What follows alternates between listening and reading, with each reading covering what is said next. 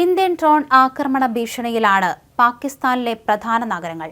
ലാഹോറിലേക്ക് ഇന്ത്യയുടെ ഡ്രോണുകൾ എത്തിയതും അവരുടെ വ്യോമ പ്രതിരോധ സംവിധാനത്തെ തകർത്തതും പാകിസ്ഥാനെ ശരിക്കും ഞെട്ടിച്ചിട്ടുണ്ട്.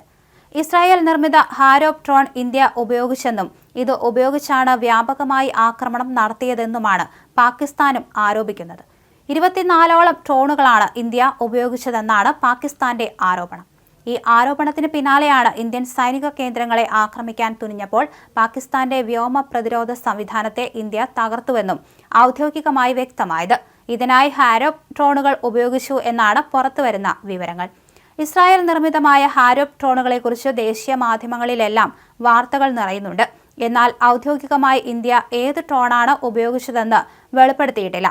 എന്നാൽ ഹാരോപ്പ് ഡ്രോണുകൾ ഇന്ത്യ ഇസ്രായേലിൽ നിന്ന് നേരത്തെ വാങ്ങിയിരുന്നു. യുദ്ധമുഖത്ത് ഉപയോഗിക്കുന്ന ഏറ്റവും നൂതനമായ ഡ്രോണുകളിൽ ഒന്നാണ് ഹാരോപ്പ് ഡ്രോണുകൾ. ഇസ്രായേൽ എയറോസ്പേസ് ഇൻഡസ്ട്രീസിന്റെ MBD വിഭാഗം വികസിപ്പിച്ചെടുത്ത ആളില്ലാ കോംബാറ്റ് എയർ വെഹിക്കിളാണ് IAE ഹാരോപ്പ്. മറ്റു ഡ്രോണുകളിൽ നിന്നും വ്യത്യസ്തമായി ഡ്രോൺ തന്നെ യുദ്ധോപകരണമായി പ്രവർത്തിക്കുമെന്നതാണ് ഈ ഡ്രോണിന്റെ പ്രത്യേകത. റഡാറുകളുടെ കണ്ണുവെട്ടിക്കാൻ മിടുക്കുള്ള ഡ്രോണുകളാണ് ഹാരോപ്പ്. ഹാരോപ്പ് ഡ്രോണുകൾക്ക് ശത്രുക്കളുടെ മിസൈലുകൾ, റഡാർ സ്റ്റേഷനുകൾ എന്നിവ ആക്രമിക്കാൻ ശേഷിയുണ്ട്. ഇസ്രായേൽ വിമാന നിർമ്മാണ കമ്പനിയായ UCAV ആണ് വിമാനം നിർമ്മിച്ചു നൽകുന്നത്. 500 കോടി രൂപയാണ് ഇതിനായി ചെലവഴിക്കുന്നത്. 23 കിലോഗ്രാം സ്ഫോടക വസ്തുക്കൾ വഹിക്കാൻ ഇവയ്ക്ക് ശേഷിയുണ്ട്. 2.5 മീറ്റർ നീളവും 3 മീറ്റർ വീതിയുമുണ്ട്. 6 മണിക്കൂർ തുടർച്ചയായി പറക്കാൻ സാധിക്കും. എന്നാൽ ഒരു തവണ മാത്രമേ ഇത് ഉപയോഗിക്കാൻ സാധിക്കൂ. ഇതിനുശേഷം ഇവ സ്വയം നശിക്കും. തിരികെ എത്താൻ ശേഷിയുള്ളവയുണ്ട്. US-ന്റെ പക്കലുള്ള പ്രിഡേറ്റർ എന്ന പൈലറ്റ് ഇല്ലാത്ത പോർ വിമാനം ദൗത്യത്തിനു ശേഷം തിരികെ താവളത്തിൽ എത്തുന്നത് പോലെ തന്നെയാണ് ഇതിന്റെ പ്രവർത്തനവും. എന്നാൽ ഹാരോപ്പ് വിമാനങ്ങൾ സ്വയം നശിക്കും എന്നതാണ് ഇതിന്റെ പ്രത്യേകത. ആദ്യ ആക്രമണത്തിൽ തന്നെ ശത്രു വ്യോമ പ്രതിരോധ സംവിധാനങ്ങളെ ലക്ഷ്യം വയ്ക്കുന്നതിലും ഹാരോപ്പിന് സാധിക്കും. റഡാറുകളുടെ കണ്ണു വെട്ടിക്കുന്നത് കൊണ്ട് തന്നെ ശത്രുക്കൾക്ക് വലിയ തലവേദനയാണ് ഈ ഡ്രോണുകൾ. ഹാരോപ്പിന് 1000 കിലോമീറ്റർ ദൂരപരിധിയുണ്ട്. ഇസ്രായേലിൽ നിന്നും ഹാരോപ്പ് ഡ്രോണുകൾ വാങ്ങാൻ കരാറായത് 2019-ലാണ്.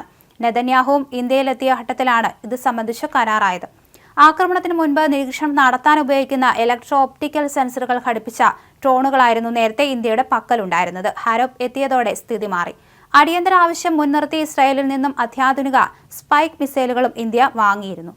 ഓപ്പറേഷൻ സിന്ദൂറിന് ശേഷം പാകിസ്ഥാനിലെ ലാഹോറിലും കറാച്ചിയിലും സ്ഫോടനങ്ങൾ നടന്നതായിട്ട് പാക് മാധ്യമങ്ങൾ റിപ്പോർട്ട് ചെയ്തിരുന്നു. കറാച്ചിയിൽ ഷറാഫി ഖോദിൽ സ്ഫോടനം നടന്നു എന്ന റിപ്പോർട്ട് പുറത്തു വന്നിട്ടുണ്ടായിരുന്നു.